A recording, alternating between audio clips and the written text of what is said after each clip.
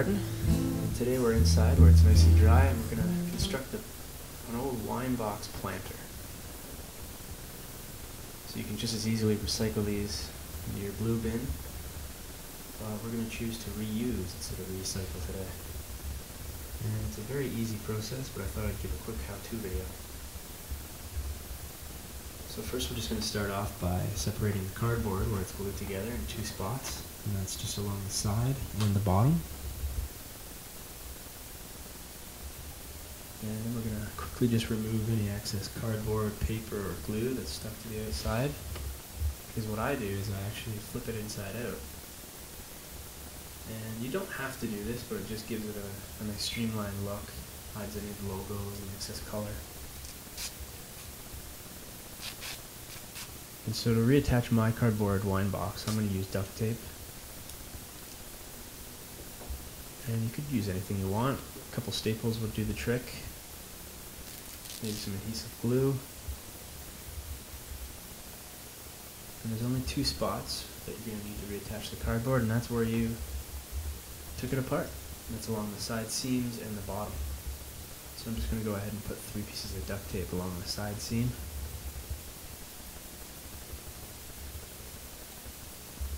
And I'm going to go ahead and do the same to the bottom.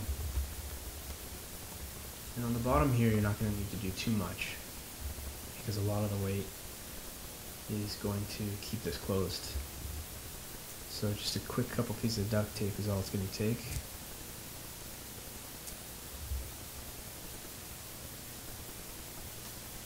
So the beauty of one of these wine box planters is that once it's constructed and you have your soil in the bag, I don't put any holes in the bottom, but I keep the wine box valve ready to go, and I'll actually show you how to do that in a minute.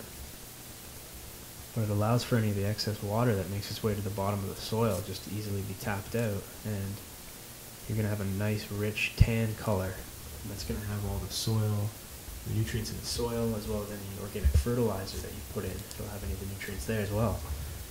So really what you're getting here is just a little bit of free compost tea. And the amount you'll get depends on how much you water it, but you want to make sure not to water it too much. You don't want to soak down those roots too much. So once you get the cardboard back constructed, you can put the bag back in. And on this bag, it's actually double layered. So that's going to help prevent any punctures, but you want to make sure that you've got the right hole here.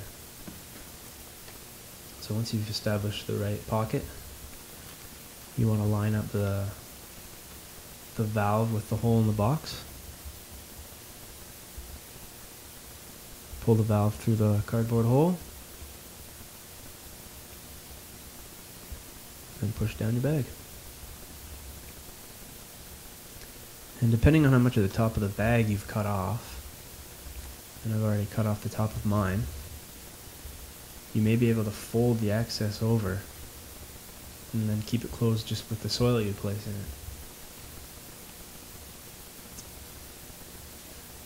Or if you've cut too much off or there's not enough access, what you can do is simply use duct tape or